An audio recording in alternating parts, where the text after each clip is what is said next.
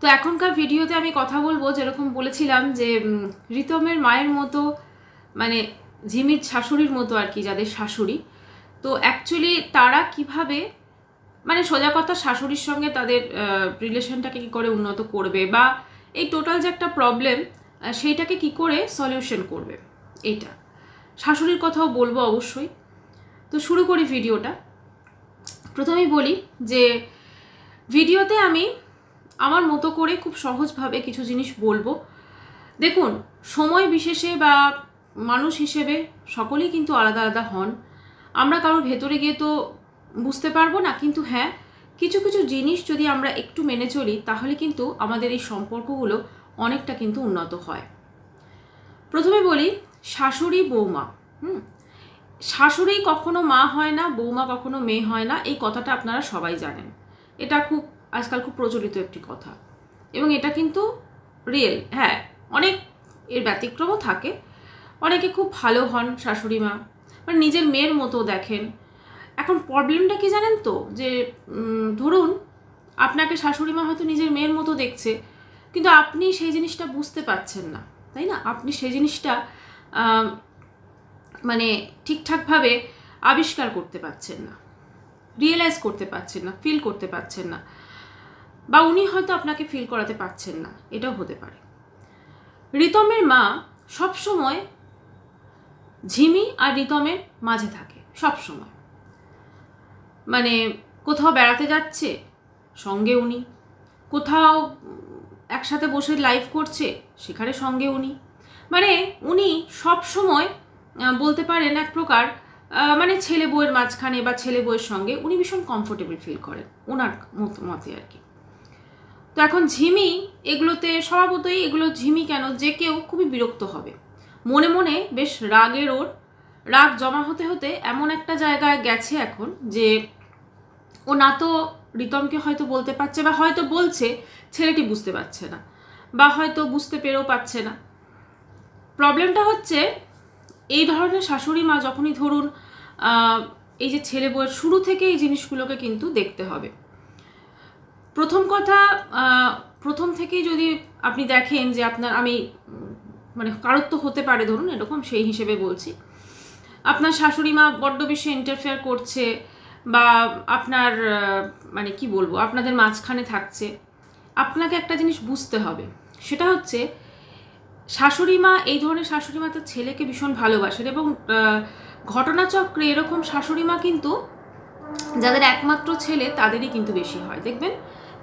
ছেলে মানে এখন ছেলে বড় হয়নি এরকম একটা ব্যাপার আবার অনেকের হয় না।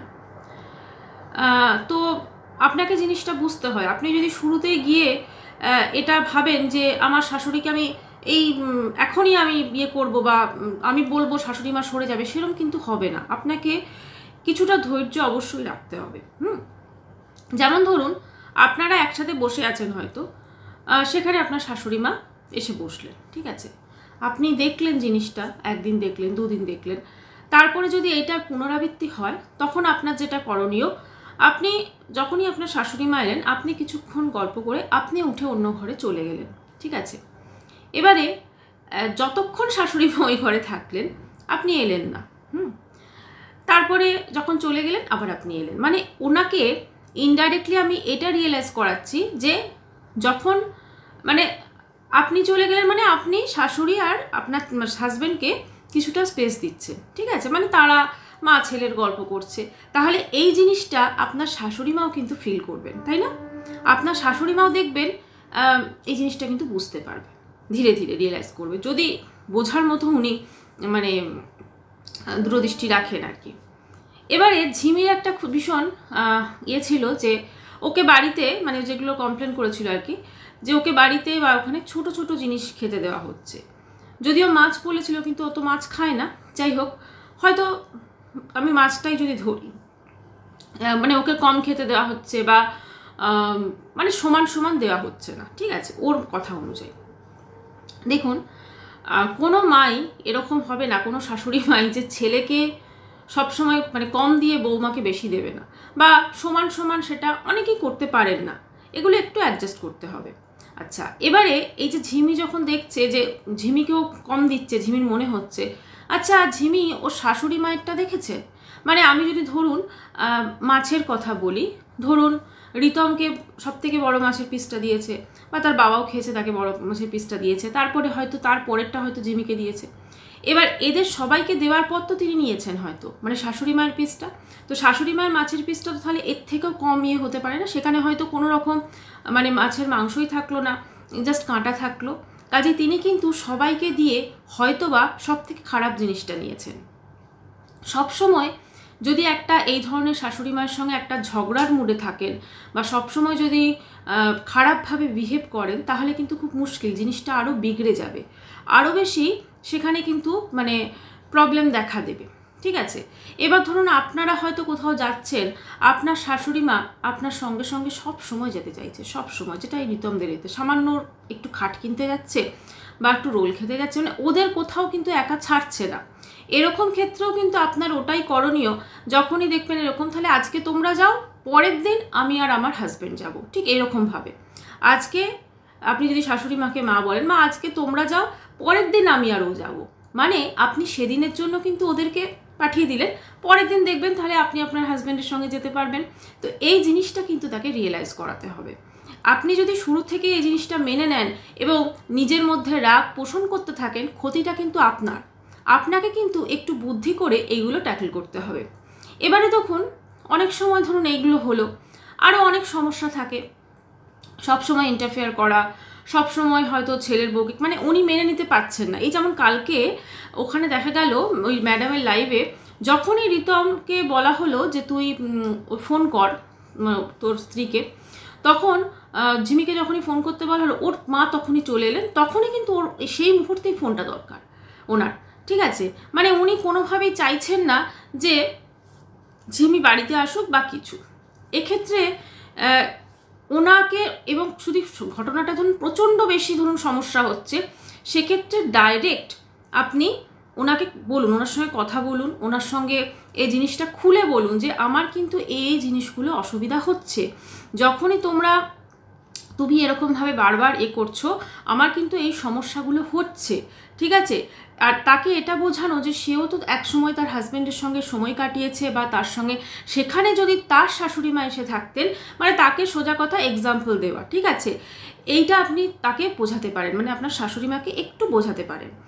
আর সবসময় চেষ্টা করবেন খারাপভাবে কোনো কিছু বা ঝগড়া করে কোনো কিছু হয় না, এবং ভুলেও এই ধরনের সমস্যার কথা আপনি কিন্তু আপনার হাজব্যান্ডের সঙ্গে খুব বেশি আলোচনা করতে যাবেন না, তাতে কিন্তু আপনাদের সম্পর্কটাও খারাপ হবে। যেমন হাজব্যান্ডের সঙ্গে আলোচনা করবেন না, ঠিক তেমনই আপনার বাপের বাড়ির লোকজনের সঙ্গেও আলোচনা করবেন না, মানে আপনার বাড়িতে যারা আছেন মা বাবা, এই জিনিসটাকে যদি সমস্যা বলে ধরেন তাহলে বিশাল বড় সমস্যা, আর যদি এই জিনিসটাকে খুব হালকাভাবে ধরেন তাহলে কোনো সমস্যাই নয়। সব সময় খুশি খুশি থাকবেন, শাশুড়ি মাকে একটু বেশি ইম্পর্টেন্স দেবেন। যদি দেখেন এরকম শাশুড়ি মা, আপনি একটু বেশি ইম্পর্টেন্স দেবেন। ঠিক ওই একই ট্যাকটিস, যখনই উনি ধরুন আপনাদের সঙ্গে এসে বসলে তো একসাথে গল্প করাই যায়, কিন্তু এই জিনিসটা হয়তো আপনি আপনার হাজব্যান্ডের সঙ্গে কোয়ালিটি টাইম স্পেন্ড করতে পারছেন না, আপনার শাশুড়ি মা সেখানে ঢুকে যাচ্ছে।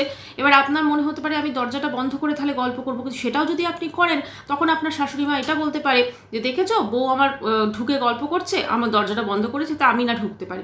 বেটার হচ্ছে যখন উনি ঢুকছেন, মা ছেলেকে আপনি সময় কাটাতে দিন, আপনি বাইরে কিছুক্ষণের জন্য বসুন, উনি বেরিয়ে গেলে আবার আপনি ঢুকুন। ঠিক এইভাবে কিন্তু জিনিসটা একটুখানি হ্যান্ডেল করতে পারেন। এবারে আসবো শাশুড়ি মার কথায়। দেখুন, আপনারা একটা সময় আপনাদের যখন বয়স ছিল আপনারাও ঠিক এইভাবে কাটিয়েছেন। আপনার বাড়িতে যে ছেলের বউটি এসেছে সে কিন্তু নতুন, তার কাছে কিন্তু এই সংসার টংসার সব কিছু নতুন। হ্যাঁ, তাই তাকে একটু তার সঙ্গে মানে তাকে একটু সময় দিন, এবং তারও কিন্তু ইচ্ছে করে আপনার ছেলের সঙ্গে সময় কাটাতে, বা তাদেরও কিছুটা কোয়ালিটি টাইম স্পেন্ড করতে হয়, তাই না? তাই তাকেও কিছুটা সময় দিন। ছেলে কিন্তু আপনার ভাগ হয়ে যাবে না, মা কিন্তু একজনই হয় আর স্ত্রীও কিন্তু একজনই হয়, যদিও অনেকে দুটো তিনটে বিয়ে করে সেটা আলাদা, স্ত্রীও কিন্তু একজনই হয়। হ্যাঁ, মাও কিন্তু একজনই হয়, মা মায়ের জায়গাতে থাকে, স্ত্রী স্ত্রীর জায়গাতে থাকে। তো সেই জন্য আপনার জায়গাটা কিন্তু কেউ নেবে না, মানে আপনার যে পোস্টটা আছে সেটা কিন্তু কেউ নেবে না, আপনার জায়গাটা আপনারই থাকবে, আপনার সন্তান আপনারই থাকবে। আপনি অসুস্থ হলে ছেলে আপনাকে দেখবে, আপনার সঙ্গে সমস্ত আপনার জায়গা আপনার থাকবে। যদি আপনি ছেলেকে ঠিকঠাক মানুষ করতে পেরেছেন তো ছেলে আপনাকে অবশ্যই দেখবে। ঠিক আছে? তাই জন্য সবসময় করেন যে আপনি ছেলে বউকে আলাদা করে আপনি হয়তো সেই জায়গাটা নিয়ে নেবেন। যেমন এক্ষেত্রে রিতমের মা এটা বুঝতেই পারছে না যে আজকে ওনার এই সমস্যার জন্য বা ওনার এই স্বভাবের জন্য আজকে কিন্তু ঝিমি আর রিতমের মধ্যে যে অশান্তিটা হচ্ছে তাতে কিন্তু ওনার ছেলেও ভালো থাকছে না, ইনফ্যাক্ট উনিও তো ভালো থাকতে পারছেন না, তাই না? তাহলে আখেরে ক্ষতিটা তো তার ছেলেরই হচ্ছে। তাই ছেলেকে খুশি রাখার জন্যও কিন্তু মানে ছেলে বউয়ের সম্পর্কটাকে ভালো রাখা দরকার, তাই না? সেখানে এইটুকু স্যাক্রিফাইস তো প্রত্যেকটা মাকেও করতে হবে এবং একটা স্ত্রীকে এটাও বুঝতে হবে যে মায়েরও কিন্তু অধিকার আছে তার সন্তানের সঙ্গে সময় কাটানো বা তার ছেলের সঙ্গে সময় কাটানো, তার সঙ্গে গল্প করা, তার মানে সমস্ত কিছু সে যেমন আগে করতো, তাকে খেতে দেওয়া, তার সমস্ত কিছু। আর একটা স্ত্রীরও কিন্তু অধিকার আছে যে তার হাজবেন্ডকে সে তার সঙ্গে সময় কাটাতে পারে। কাজেই এটা দুটো দিকে খুব সুন্দরভাবে ব্যালেন্স করতে হবে। আর যারা ছেলেরা আছেন তারাও একটু এটা চেষ্টা করবেন যাতে এই জিনিসটাকে খুব সুন্দরভাবে ব্যালেন্স করা।